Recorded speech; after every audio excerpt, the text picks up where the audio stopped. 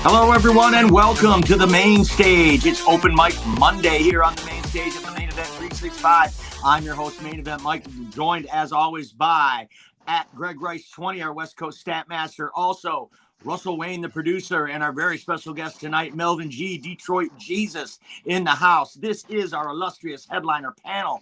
Welcome to the main stage. This is the main event. It's Victory Monday, gentlemen. How are you feeling tonight?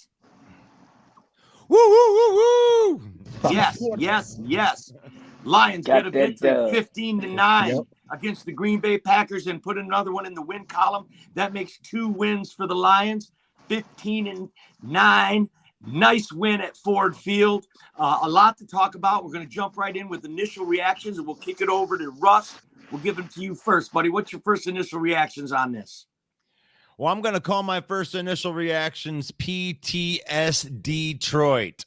So at the end of that game, I couldn't even enjoy the game because I was just waiting. I was just waiting for them to throw the flag finally for a delay of game at the end just to give Aaron Rodgers another play. But I'm very, very happy. I'm so relieved that the Lions got a victory. So that's my initial reaction. Melvin G, what about you, Detroit Jesus? What's your first reactions coming off this Lions victory? We got that dub, man. It's been a long time since we could say Victory Monday. It felt good waking up with a W in the column, and it was against the Packers. So I mean, what could get better than that? Double sweet. That's right. Greg Rice, what about you? You know, I feel good. Like Melvin just touched on, it's been a while since we had a Victory Monday, you guys, and against the Packers, who are essentially the heralded, most respected team in this division. Whenever you can make Aaron Rodgers look as bad as we did, it's always a good Monday. Absolutely. My initial reaction from the game, I think Father Time might be catching up to Aaron Rodgers. The few of them passes that are normally right there were just a little too short. And as great as he is, Father Time's undefeated. And it just seemed like I've never seen Aaron Rodgers have a game that bad. Only 51% of his passes. Lions defense stepped up to stop him when they had to, but I think Lions got a little bit lucky. We caught Aaron on a bad day. Any reaction to that statement, guys? It was nice to see Aaron Rodgers go ahead and have a bad day. I was even I was pointing out every single incomplete pass when he was bouncing balls off of other players' helmets, and we were able to get interceptions. It was just rare, you know. In all of the time that we've seen Aaron Rodgers, we know if you have a brain, you respect the guy's ability and you know what he's done in this division for so long. And it was just weird seeing some of these passes where, you know, he was so inaccurate, out of character for sure. Absolutely. And I don't care if he's got Tijuana cab drivers out there at wide receiver. He'll normally make them look better. And his passes his accuracy is unbelievable. And he did have all the arm talent on display. Sidearm throws, the touch throw, the hard strike, the out route. I mean, he had the arm talent on display, but there just was a little something off, a little something missing. What did you think, Melvin? Did Aaron have a bad game? He definitely had a bad game. I mean, he's had definitely questionable moments, throughout the whole season. This kind of culminated in the one disastrous game for them. But at the same time, we can't take anything away from the defense. They came to play. Good. Look at the offenses who have been, not great when they face the Lions. It's lights out. So, give that defense some credit. And one of the things that I'm really loving is I love the meltdown by Aaron Rodgers all through the game. Just him throwing tantrums. Oh, it's beautiful. It's my quarterback. Greg Rice, did Aaron Rodgers have a bad game, or did the Lions defense get the credit? I think it's a little bit of both. This kind of put the icing on the cake in what are the Packers going to do with Aaron Rodgers? These last 5 games he's played has been horrendous, and he just so happened to have one of the worst games of his career against our Detroit Lions. I haven't seen our Lions play him so well since 2014 when we had a league-leading defense. And with Aaron Rodgers' off day, it kind of looked like we had a league-leading defense again. But I'm not taking anything away from the secondary. They had a lot of pass breakups. Yes, Aaron Rodgers was just a little off. And, yeah, he was throwing to some, players that might not be on other teams' practice squads. But I give our secondary all the credit in the world. We looked really sharp. And Green Bay Packers fans, these cheeseheads are looking at today like, what are we going to do? And that's a really good feeling. For the entire NFC North, you could thank the Lions for giving that thought in their heads. But they are what we thought they were. Let's talk about that defense specifically. The defense did step up. Some great plays. Kirby Joseph, Jeff Okudah played great. Made timely turnovers when they had to. Yeah, Rodgers made a few mistakes, but the Lions defense capitalized on those mistakes. And then when the Lions were down, they needed a turnover. Okudah ripped a ball out and got it back, where it's really changed the tide, took that momentum right away from Green Bay. Tell me about that defense stepping out, Greg Rice. Well, I'm going to be honest with you. I was not a fan of the Audrey Pleasant firing. But, looking back, hindsight's 2020, it looks like it might have been the right thing to do, man. This secondary played their best game they have since we brought in Brad Holmes and Dan Campbell, so I'm very happy with him. In terms of an overall defensive performance, though, you guys, our defensive line for a second straight game, very few pressures, no sacks. I'm not a fan of Todd Wash. I really don't know why this guy's still a defensive coach. I don't mean to sour it up, you guys, but in the end, the Packers had 389 yards, total yards, 283 passing yards, 106 rushing yards, but that's sounding a lot better than it was, because 40 of those rushing yards were for Aaron Rodgers. Essentially, we shut down Aaron Jones and A.J. Dillon, so our defensive line did step it up there. So, I'd give us a B plus overall. I want to see more pressures and sacks from a defensive line that's got a first, second, and third round pick invested in it. But other than that, we played our best game of the year. Melvin, what'd you see from Aaron Glenn's defense? Opportunistic. We haven't seen that all year. And like you said at the beginning, just going back to who was it? Damn it, who ripped the ball away? Wasn't it Okudah? Seeing that, I've been wanting to see that all year. Aggressiveness. Yep. Playing that ball. Like playing to get that ball out, and him ripping that ball out is effect. Now is it sustainable? Who knows? Could it have been? Oh man, we feel really terrible about getting AP fired.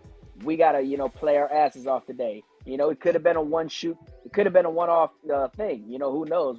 That remains to be seen. I hope it's not. But I will say I literally added the Lions defense on my fantasy team just for this week, because my defense was on a bye week, and I just had that hunch like they're gonna play for AP. So wait a minute. Stop. Did you just say you put the? So you just said I put the Lions in my defense on my fantasy team. Said no one ever. And this year, I know. I had a hunch. Look, and I said my hunch. I said, look, the Green Bay's Packers offense have been playing horrible. The defense just got AP fired. I feel, hey, they got me 11 points, and then they're going to be dropped right after this week. Wow. I love it. Good play, man. Good play. So, Russ Wayne, what'd you see out of that Aaron Glenn defense? I think Greg alluded to it. We stuffed the run and made those subpar receivers beat us, right? I thought it was awesome. Aaron Glenn has been under some very, very high scrutiny. They gave him the game ball. They were complete. It was a complete game. I don't care. Those are NFL rosters that we're playing against. They have to play the team that's on the other side of the field from them. So I'm not going to take anything away from how well the defense had played. But it came down to all of the guys, and Brad Holmes we trust, baby, because all of the guys that Brad Holmes brings in with like rookies, first year, second year players, those are the guys that are balling out right now.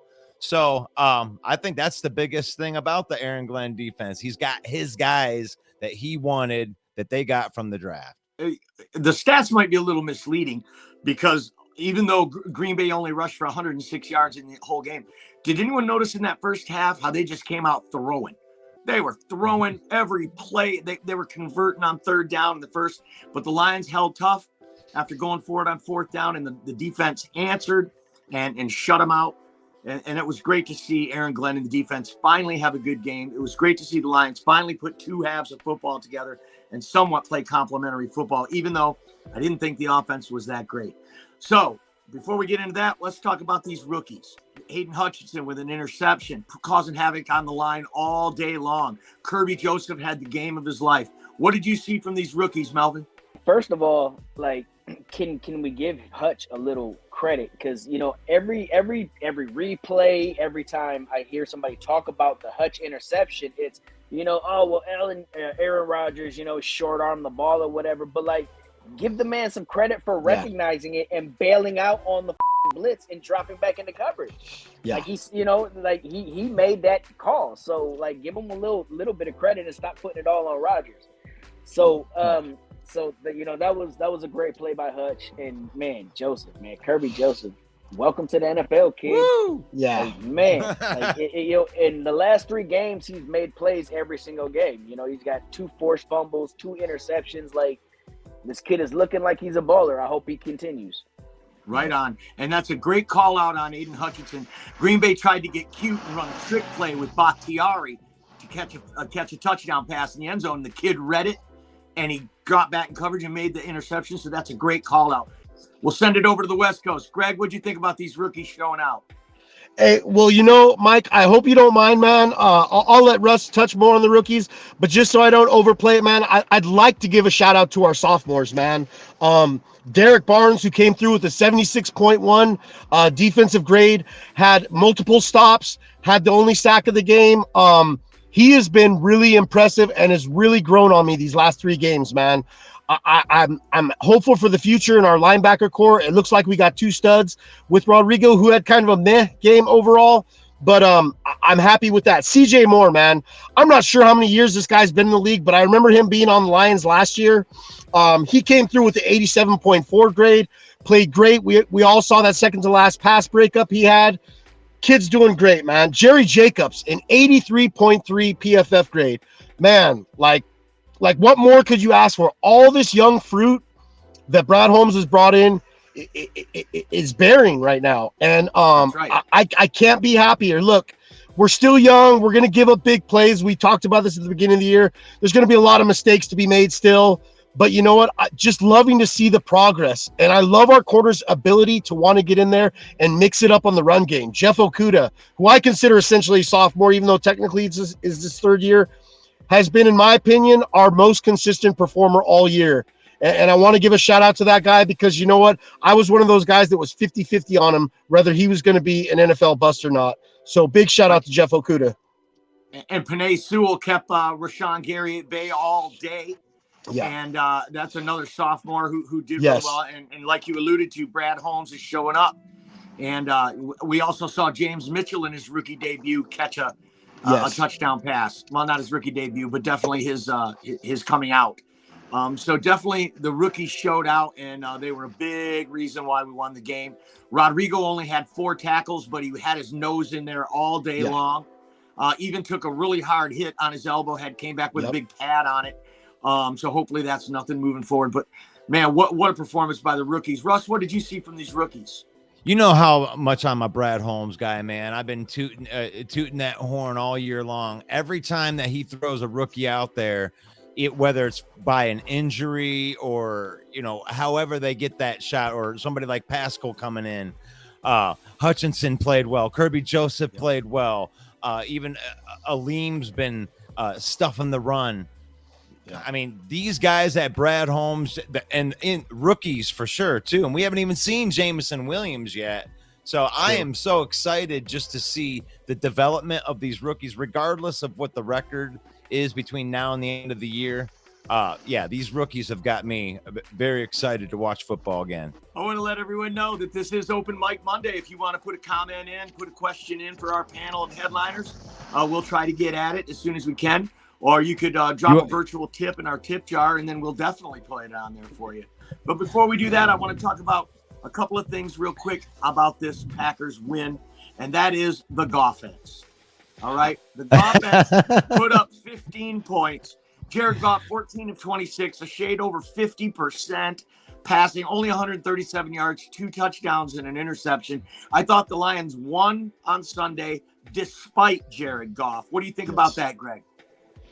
You know, I absolutely agree with it. Look, man, his numbers show everything. Look, you look at the 2 TDs, that's kind of cool. He was off all game. You know, the obvious interception to Jair Alexander, who I take nothing away from. The guy's one of the best cover corners, one of the best corners in the league, period. But he had like 3 or 4 other turnover-worthy plays that I felt very, very well could have been interceptions. When it comes to the Goffense, I'll just say this. He's our guy right now. But I'll be blatant. I look at him as a bridge quarterback. I don't know any other way to candy coat it. You know, I was a big proponent of Goff the first quarter of the season. He was top 10 across the board in every stat, metric, algorithm you could think of. Since then, maybe a couple stats. He's been one of the worst quarterbacks these last 4 games. Other than that first half against Miami, I've seen nothing to show me that this is the definitive guy going future. And I don't know. I think the Goffense is stalled out. I mean, we could throw Ben Johnson some shade, but Jared Goff he is who he is and who I think he is. He's just a bridge quarterback right there with Jimmy G. But they are who we thought they were. Jared Goff, if you're watching out there tonight, don't worry, because Russ Wayne is just about to defend you right now. What do you got, Russ? Man, you got to call me out. Now I have to go opposite of that. That's you know, he is my boy. I defend Goff, and I think I defend Goff for a good reason when he does play some good games. This was not one of his good games right here, but they got the win. So here, are we looking at Seattle where he put up 10,000 yards in the one game and they lost? I'll take this W. I'll take this W all day long. You can manage the game, Jared Goff, all day long, but you did not have a good game. I'm not gonna excuse that, but you did throw 2 touchdowns to 2 different tight ends not named to TJ Hawkinson. So, Melvin, what'd you think about this Goffense? Were you impressed or yeah? I mean, the Goffense has been pretty awful lately. I mean, it's been bad. So, I mean, we need Swift back with more carries. I mean, we need to get him in full swing. I think that helps Goff a lot when you have that explosive running game. Like, okay, yeah, Jamal Williams, you know, he'll get you your yards or whatever, but there's not that like, oh man, we gotta fear like Jamal Williams. You know, you gotta fear Swift when he's getting that ball, and that opens things up for Goff. I mean, that's why he looked decent or looked good in LA. You know, when he had Gurley. So he's definitely not the future, but I'm not super high on the quarterbacks coming out this year myself. They seem to be able to run the ball, right, guys? I mean, they were running the ball. They only ended up with a 3.8 average in the end, but there were stretches in that game where they were getting 3.5 yards before they were even touched. Justin Jackson had about 4 or 5 carries.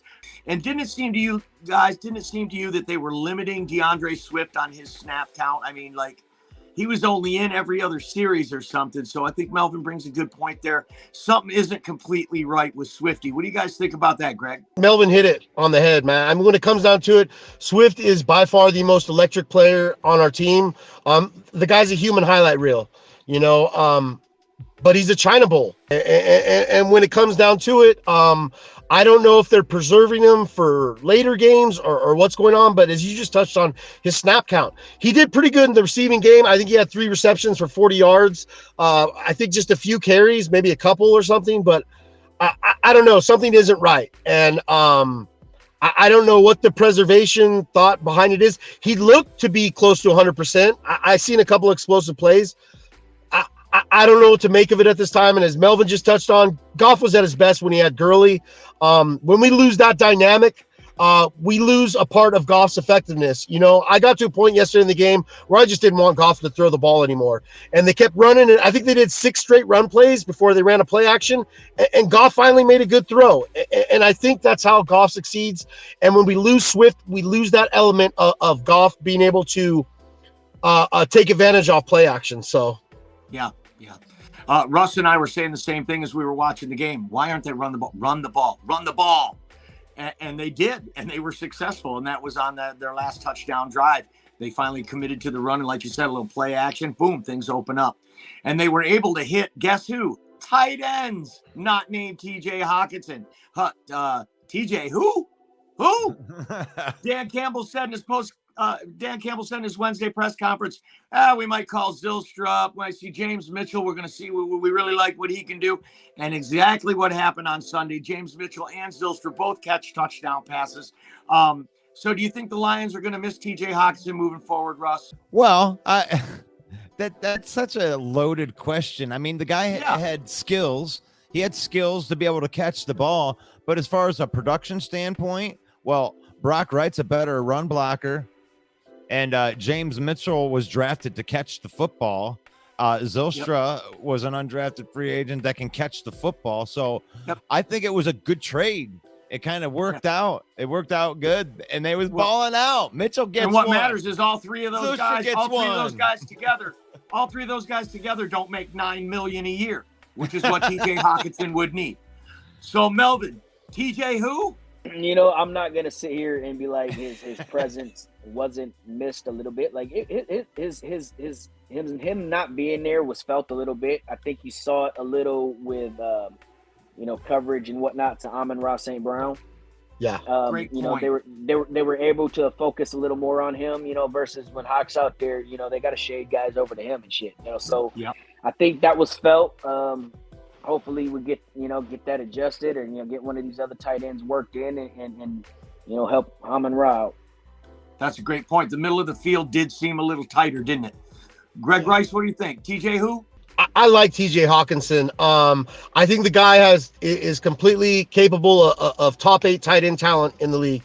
That being said, I just don't think our offense has much options for tight end success, which is kind of funny because a lot of run heavy teams use that play action with their tight end, and we just don't see it much in this Ben Johnson offense. TJ, I didn't like giving up draft capital in the trade. I understand we recop some money, about $10 million next year. Look, TJ Hawkinson is a good tight end, and as Melvin just alluded to, teams got a game plan for Hawkinson, and we saw it in full display. Amon-Ra wasn't able to get kind of the looks that he wanted it, and it's going to hurt us a little. I think the important thing is going forward is just working our tight ends to where they are a little bit more respected, and defensive coordinators have to account for them a little bit. None of them will draw the accountability that Hawkinson did. But in the end, you guys, we recoup draft capital, higher end draft capital, I should say. And Brad Holmes has done a great job with that. So, yeah, we're going to miss TJ Hawkinson. There's no way around that. None of these 3 guys, as far as I can see, have the potential that TJ Hawkinson does. That being said, in this type of offense where it doesn't look like we use tight ends a whole bunch, I think we'll be okay without him. Okay, great take. We are going to have a couple of special guests join the show now. And this is a segment we like to call, play that drop, Russ. Know Thy Enemy. It is time for our Know Thy Enemy segment here on the main event. This is the main stage. All right, so we got Guy and CJ from the CNG podcast, Chicago Bears super fans. We'd like to thank you so much for coming on the show tonight. We're going to talk about this matchup next Sunday with the Bears against the Lions. First thing we want to get into with you guys is just kind of introduce yourself and tell us what you're all about.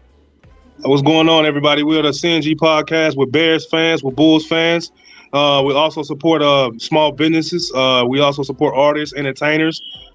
We just some football guys that's trying to build a platform for anyone that loves to talk football, love to talk basketball, and just want to get their thoughts out there.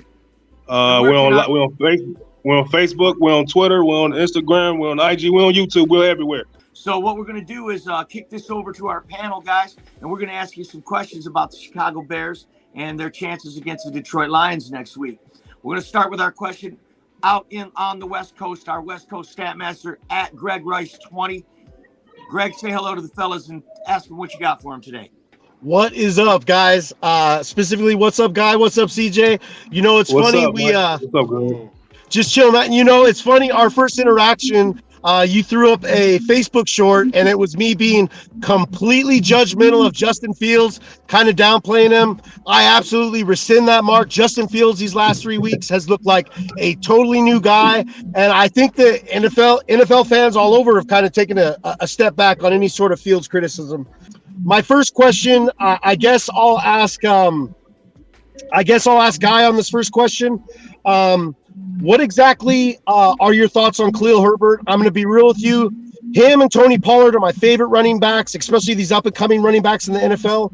Will Herbert overtake Montgomery as RB1? I think he will. It just depends on who can do what, who can do it quicker, who can hit a hole quicker, who's more disciplined, who has more vision. And it looks like it's been Herbert not since Eberflus been a coach, but since Matt Nagy was here last year. Yep. As soon as we drafted Khalil Herbert, he was shooting off my TV. He was shooting film, decent film every week. He was doing something quicker and more disciplined and faster than Montgomery. So I think it's Montgomery. He's going to end up being. Herbert's going to end up being starting running back sooner rather than later. And plus, Montgomery is coming up on a contract year. This is a contract year, so why not just save that money and just give it to Herbert to answer your question. CJ, do you want to comment on that? No, I definitely agree with Guy. Herbert is more of a runner that goes to the outside. He hits the hole. He's very patient with the offensive line. And you got Montgomery. He's more of an inside runner, more downhill. So definitely Herbert is more flashy and he jumps out at the screen. Definitely. With Montgomery, he's more of a hard runner. Mm-hmm. They definitely do seem to complement each other, don't they? They complement. You can wear teams down with both of them. Mm-hmm. Maybe Chicago will keep both of those running backs. Greg, give them another one. I'm not opposed to it. All right, you guys. Hey, I just got to ask the question right now. Thinking back on what I consider glorious days, probably what you look on as kind of depressing days. Thinking back on Chris Conte and Major Wright.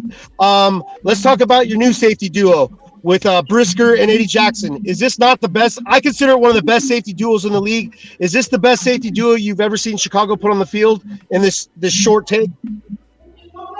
CJ, go ahead. I'm gonna say that's kind of premature to say. Yeah. Because they've only been in like 8 games. So they would have to play, to me, a season or maybe 2 seasons for me to really go off of what I've seen, because you can't really say Mike Brown. You can't really put Brisker to Mike Brown. Brian has done so much for this franchise for a long period of time. Even a guy like Chris Harris. So it's premature to say that. Okay. I'm gonna disagree with my partner. I'm gonna say yes, it is. Say yes, it is, because I don't remember Mike Brown coming in and to me looking like an All-Pro and defensive rookie of the year, all in his rookie season. Jaquan Brisker's looking like a defensive rookie of the year and an All-Pro in his first season, with Eddie Jackson back there with 4 interceptions on the year.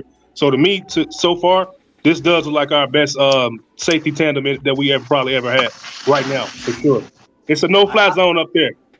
That's right. I agree. Jaquan Brisker definitely looks awesome, but I'd be awful hard to pry that defensive rookie of the year away from Sauce Gardner at this point in the season. Oh yeah, Gardner's and I don't think either one of these guys have shown me Gary Fensick yet. So I mean, some of the great safeties and guys that have played in the secondary for Chicago, definitely looking good as rookies though, for sure. Melvin G, you got a question for the Bears fans? Yeah. First off, I want to say what up, fellas, and definitely agree with you on Herbert over Montgomery. It seems like nowadays, the smarter teams, you're just not going to spend that money on a running back. And Davis probably going to want more than they're going to want to spend.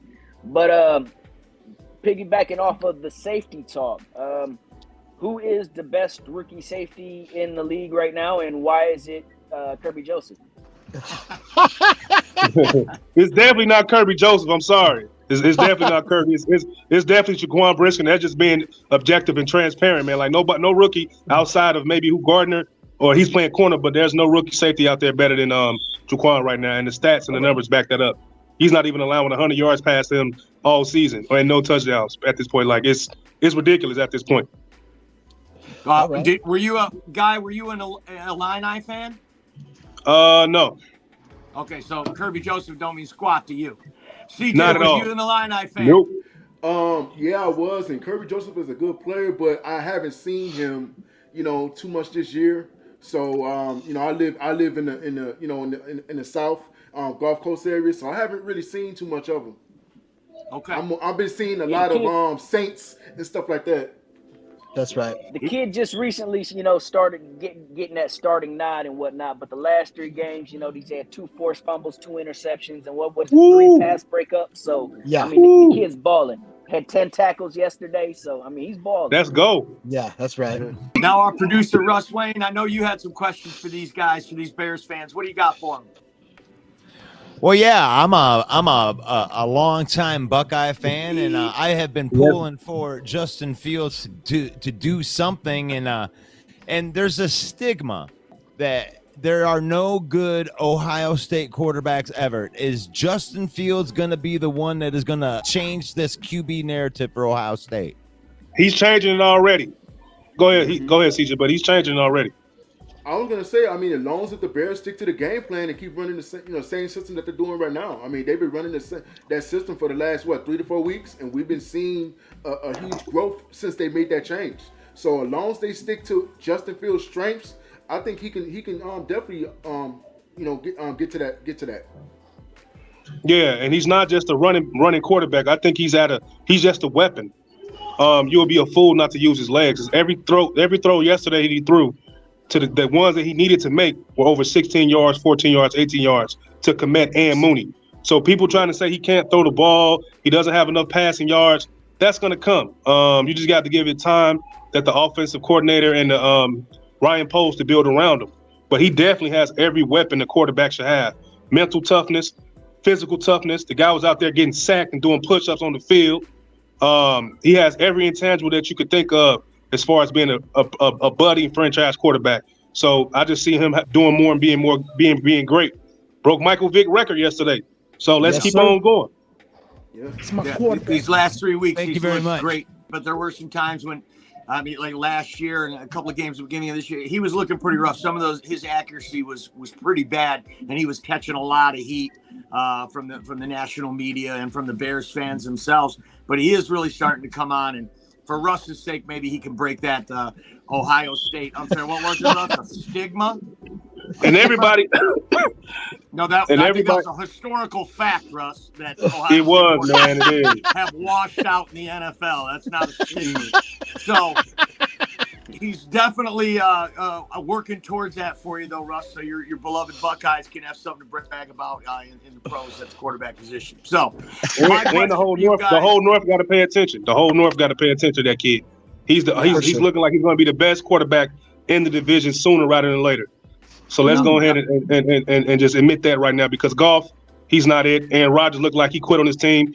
He's not on his psychedelic drugs this season, so it looks like he's just a regular person. And we know what Kirk Cousins is. He's having a great season, but he'll have a meltdown. So Justin Fields is like he's going to be the king of the North here soon. We're all expecting that Vikings meltdown. Yes, we are. Can't wait for it. Before we get into those matchups, though, I want to ask you guys one more question, and that is the Robert Quinn trade and the Roquan Smith trade. I want you guys to make sense of it for me and for our viewers. Why would the Bears get rid of 2 high-caliber defensive pieces like that 8 weeks into the season? I can go ahead and I can answer that. Going into Robert Quinn first, you got a guy that the previous regime overpaid. To me, when they first got him, he was 31 years old, and they paid him all that money. 5 years, $70 million.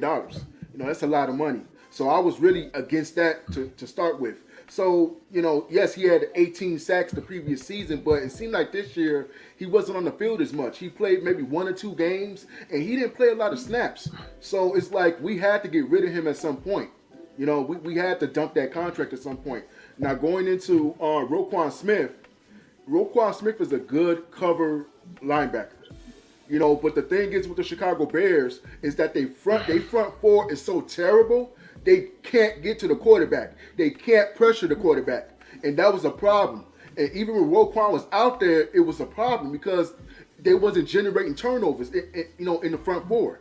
So, they had to make a decision. And then also him not having a agent, as far as regarding his contract moving forward, and he wanted $25 million. Like, it's kind of, you know what I mean? So cover linebackers, they may not be easy to get, but I think with the Bears and how they're moving forward, they may just focus on the front four as being that star front forward, and they may just have solid, decent linebackers moving forward. Yeah, and I agree with CJ just to piggyback off what he said. And for the first time, it looks like in the Bears' history, they're pivoting from paying a defensive guy all their money, and they're looking towards to actually building around their quarterback. And you saw that with the Chase Claypool trade, giving up that second-round pick for a wide receiver, which is our wide receiver core at its core is high school football teamish. Only person that's on that team that's shown to be any good has been Darnell Mooney. So for the Chicago Bears, welcome to the modern NFL where teams build around their rookie quarterback with a gang of money. Cap space will have $134 million next year. We'll have a ton of draft picks next year. And you get Justin Fields, a wide receiver now to build chemistry with for the rest of the season. I've never seen this from a Chicago Bulls organization my whole life. Chicago Bears organization my whole life. Yeah, Bears. So they're doing the right thing. We finally pivoted. They give a linebacker $100 million. Now we can't afford to pay for offensive line if we need one. So it was a great trade, man. I love what Ryan Post did with that. Okay. That actually brings me to my next question, Guy. You are the GM of the Bears, and it's draft day.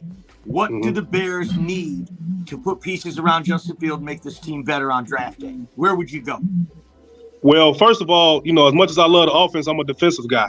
So, like CJ told you guys, our front four is terrible. There's no Robert Quinn. There's no Khalil Mack. There's no Pernell McPhee. There's no Bilal Nichols. I'm going defense. My first round pick, I'm going to defensive tackle. I'm drafting the defensive tackle, first pick out the gate. Yeah, I'm going defense, man, for sure. That front four is terrible. That's disgusting. Okay, so what are you going? First round? You're going to go D tackle or defensive end? What do you think? I'm going D tackle. We got to stop the run, man. We still got Dalvin. What's the guy? Dalvin Cook in Minnesota. We got to stop the run, man. We cannot stop the run for nothing. So out of the 4 draft picks, you like going predominantly defense then next year? I'm gonna go defense first. I'm gonna go offensive line. I'm gonna go wide receiver. Then I'm going to safety. Because if they're not going to keep Eddie Jackson, you have to draft the safety. I think he's on his 3rd contract, so I don't think he's going to get the 4th one. So we're going to have to find his replacement in this draft. I'm giving Ryan Post 1 free agency, and I'm giving him 1 draft, the next draft, to build this team to contention, at least for the playoffs next year and the division to win it. What is the most intriguing matchup for you against the Lions? Will it be your thin receivers against our shaky secondary, your terrible defensive front against our great offensive line? What do you think is the most intriguing matchup there, CJ? I'm gonna say it's probably gonna be the wide receivers, because I think that's what everybody's gonna be looking forward to. As far as the running game, it seems like Justin is the head of that. I don't know if the Bears are going to run the ball, Montgomery and Herbert. I would want to see that, but it seems like people have not figured out how to stop Justin Fields from getting all these rushing yards. So until they do that, that's what they're going to continue to do. Okay. What about you, Guy? What's the most intriguing matchup against the Lions for the Bears? Oh, it's going to be Justin Fields versus you guys' defense. He's becoming a weapon, man, whether people want to admit it or not, with his arm and his legs. And he's getting out that pocket, man. And then I just want to see him continue to grow, man. If he continues to put up 30 points again and we get a win, I could probably really say that he's the guy. But I'm gonna just go with Justin Fields. He's entertaining, man. So I love to see him out there entertaining me. So I'm going with Justin Fields versus the Detroit Lions whole defense, man. Greg Rice, same question for you, Greg. What intrigues you about this matchup? No sound. You got no sound. We can't hear you. Can you hear me now? Yes, sir. All right. Yeah. Shout out to Verizon. All right. So my most intriguing matchup, you guys, is I just want to continue to see Jeff Okudah develop, and I can't think of a better, more charismatic got a little bit of shit talking edge to him than Chase Claypool. I want to see Okudah on Claypool. I think this is going to be a great matchup. Okudah has gone up against a lot of good number ones and number twos and has got the better of them, and I think Chase Claypool provides that edge. He's got that shifting. He's just a good receiver, and he kind of got the short end of the stick coming out of Pittsburgh, a team known to draft wide receivers and develop them like no other team I've seen in the last 10, 15 years. So I'm excited to see Okudah versus Claypool and see how this lines up. And I just want to give a shout out to the Bears fans. Hey, look, man, I saw that Claypool PI yesterday. You guys got robbed on that call. Straight up, that was a pass interference. It changed the dynamic of the game. Personally, I don't think Claypool holds on to that ball because Javon Holland is going to absolutely rock him. But that was absolutely a PI. So another bad ref call. You guys got shafted. But I want to see Claypool versus Okudah. Right on.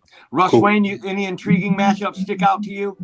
Oh, I think you hit the nail right on the head a little bit earlier, where it was the offensive line versus that bad defensive line, because if they can control the line of scrimmage, that really, to me, is the key to winning the game, is if we can control time of possession and run the ball down their throats and keep Justin Fields, that playmaker, off of the field and keep him from running all over the place against our bad defense.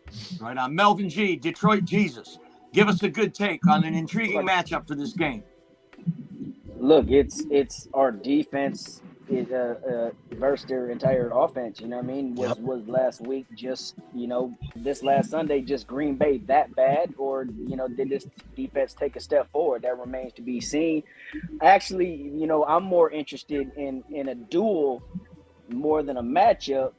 And I want to see these young rookie motherfucking safeties, man. I want to see Brisker and Joseph, and I want to see these boys ball out, and so we can come back to the discussion at the end of the game, man. Right on. That's a great point. Maybe the Lions defense took a step forward from 32 to 31 in the league. That would be great. But that's a great call out. Thanks for that take, Melvin. It's time now. We're going to go to predictions, and we're going to let our guests go first, and then we're going to say goodbye to them so y'all don't have to sit here and watch us be homers for the Lions. So, CJ, I'm going to start with you. I'd like you to give me a prediction on who wins the game and give me a score, please. Well, the Bears are going to win this game. We're not going to do what Green Bay did last week, and I got the Bears winning this game. I'm going to say 35-24.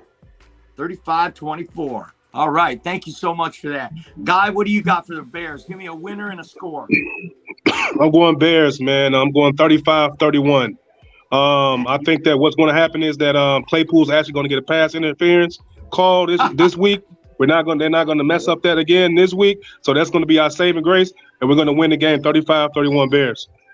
Man, that's all right. Thank you. So both of you got. See, I don't like that they have him winning, but I like that. Go ahead, I like Melvin. his score a lot better than CJ's, man. I like his score a lot better than I feel like CJ's was a little shade towards our offense a little bit, man. Hey, but kudos to you guys, man. You guys beat Green Bay. Hey, you guys did that. So I have to say kudos to you guys for that. Thanks, man. You're welcome. I was going to make a joke about Justin Fields' passing ability, but it'd probably go right over your head. But anyway, thanks so much, guys. CJ and Guy from the CNG podcast. Be sure for our viewers to check them out and listen to that Chicago Bears flavor and that Chicago Bulls flavor that they bring to the internet. Thank you so much, guys, for being on the show. We really appreciate it. Know thy enemy. So those guys were all right, man. I liked it. Definitely respectful, knowledgeable about the sport, knowledgeable about their team, and I like that. Melvin, we're going to start with you, Detroit Jesus. I want you to give me a prediction for this Lions and Bears game and give me a score, please. Look, man, I'm going to be honest, with the Bears have been, looking a little better lately. So this game kind of scares me a little more than it did earlier in the season. I definitely had it a lock, but I'm still going to say we win it 27-24 Lions. Nice. Like it. On the road. All right. Well, sometimes they could go by the Detroit Raccoons because they get killed on the road. Greg, give me a prediction and a winner. Look, so I'm going to be real. Melvin just touched on it, man. This Chicago Bears team has looked completely different, night and day, these last 3 weeks compared to the start of the season. That being said, look, I hate the Chicago Bears. I hate the Chicago Bears more than any other team in the NFL.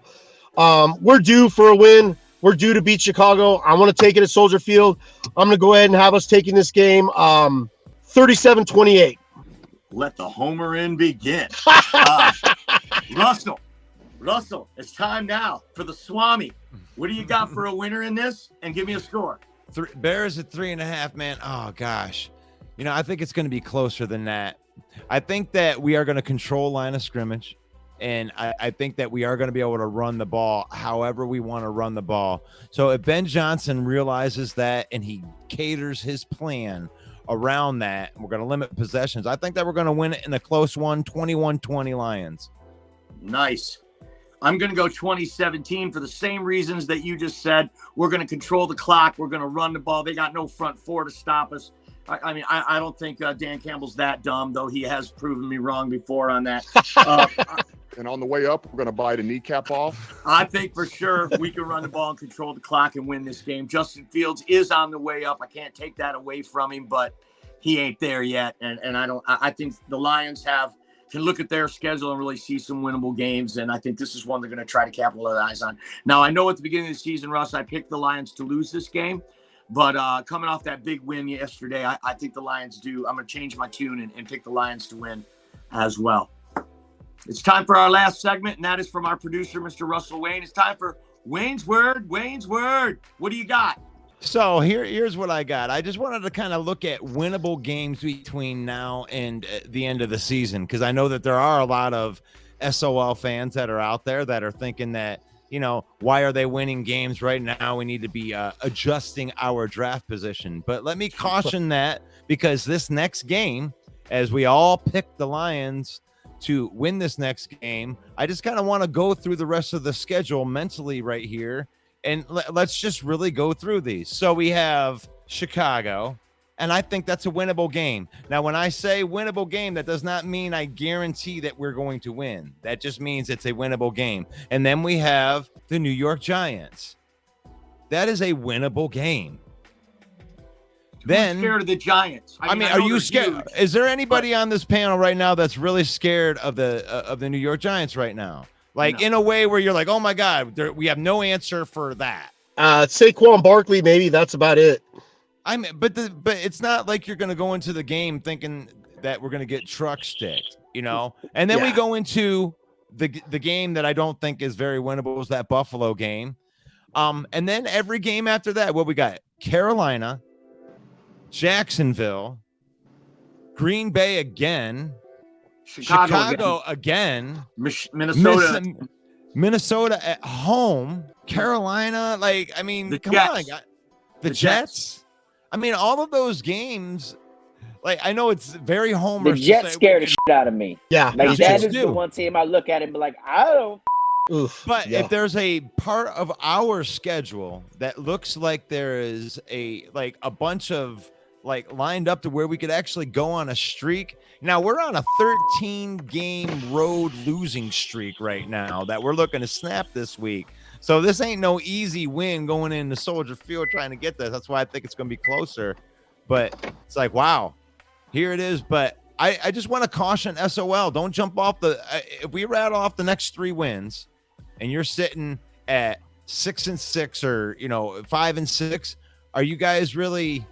Are we giving up on this team this year? I guess that's a question. Let's throw that around the panel.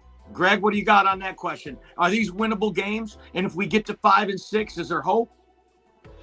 They're all definitely winnable games. I like our personnel in year 2 of a rebuild. As we talked about, the development of our rookie and our sophomore class has been phenomenal. I kudos to Brad Holmes. He's making a believer out of me. When we hit a period about 2-3 weeks ago, when I'm sitting there looking at J-Mo, Pascal, and some of these guys that are injured, and I'm like, why are we drafting these guys? They are winnable games. My only issue with I continue to see bonehead coaching decisions. The decision to throw the ball on 4th and 1 in the Packers goal line yesterday was absolutely horrendous. What are you doing? We can run the ball. The 3rd and 7, when we run the ball, it's things like that it just makes me shake my head and would make me pull my hair out if I had any, you know? So a lot of the SOL narrative is dictated towards our coaching. And I can't come completely to the defense of that because we've all seen it this year, at least a dozen bonehead decisions, you know, and there were a few in that Packers game yesterday that just absolutely blew my mind. You know, putting a narrative, a hypothetical into it. Had we kicked that field goal instead of going for that throw on 4th and 1, it would have been 9-18. All that Aaron Rodgers, none of that would have mattered.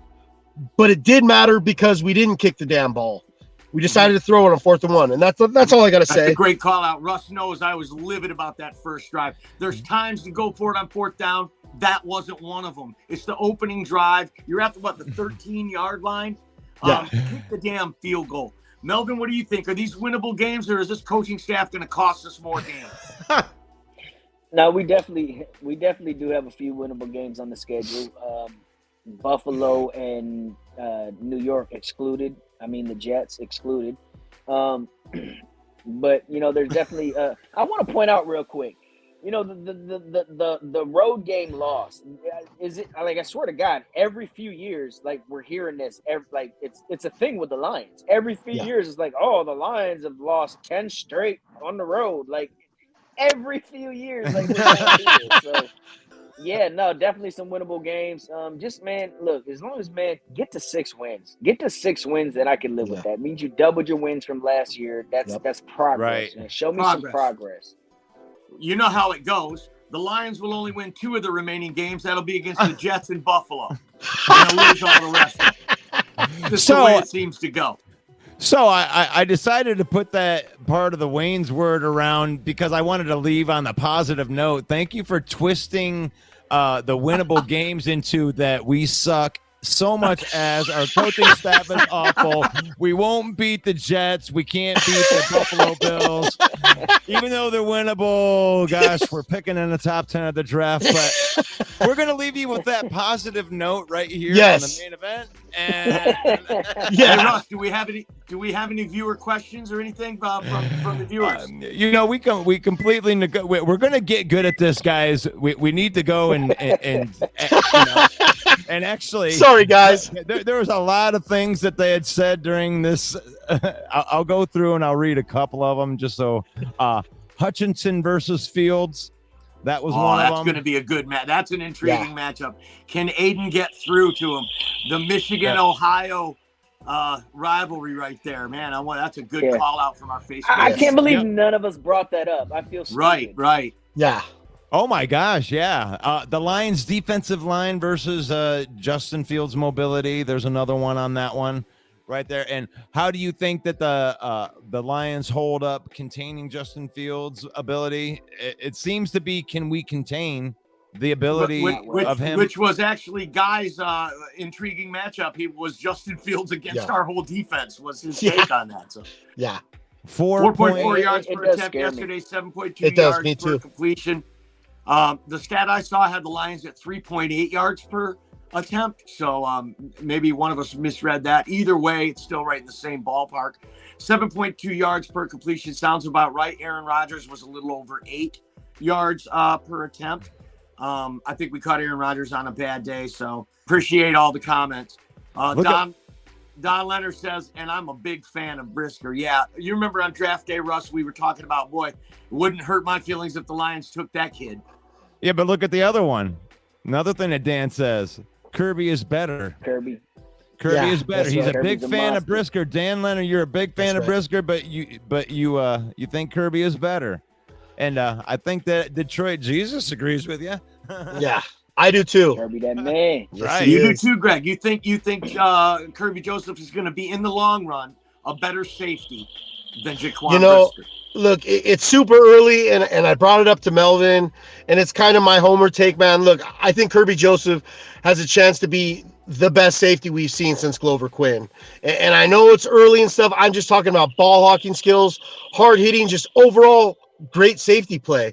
I like Brisker too. I like Brisker too. I wouldn't have been mad if the Lions took him.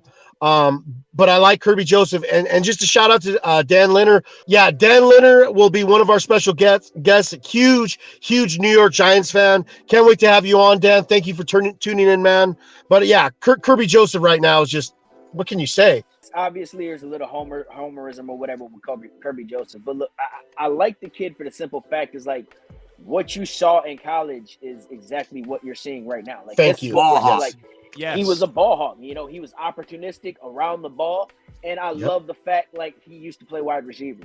You know, those DBs that used to play wide receiver, they know, like, okay, I know what you're going to do here. You know, that helps. And, man, the kid's something else. It's a fact. We could have taken Jaquan Brisker instead of that Jameson Williams pick. We could have had Jaquan Brisker and still got Kirby Joseph in the 3rd round.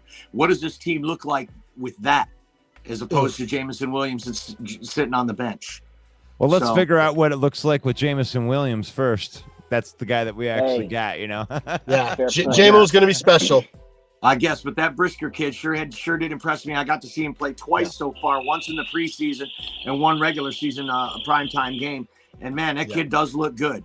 So how about this? What if – I mean, I honestly think that both of them could be top 5 safeties. I think that they're the two best safeties in the class far and away. Did you see that interception that he had where he took the ball? That was a touchdown pass that Aaron Rodgers is going to throw, and he jumped up and he made a play. We haven't had a safety that can make a freaking play like that. Yeah, like you said, since Glover Quinn, you know, taking the ball away.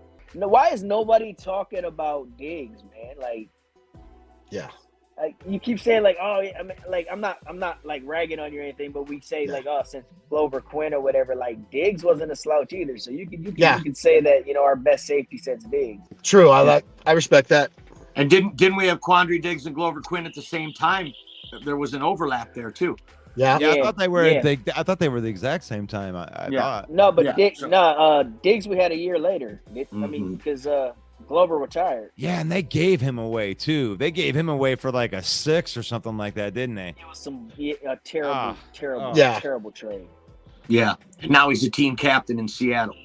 Yep. So, well, because he talked back to Matt Patricia. Don't talk back to Matt Patricia. Yeah, the Quandre rocket Diggs, scientist. If you're listening, Quandre Diggs, you can go over to mattpatriciastupidface.com and vent your frustrations. So, hey, we want to thank all of the people at home who sent us a question. Thank you so much. Remember, you can send us an email at themainevent365@gmail.com. Be sure to head over to our YouTube channel and click subscribe, like our content. Keep it going for us. We could use as many subscribers as we can get. For the main event, headliner panel, Greg Rice, Melvin G, Detroit Jesus, the producer, Russell Wayne. I'm Main Event Mike. Thanks so much for hanging out on Monday night on the main stage. This is the main event. God bless each and every one of you. Peace out.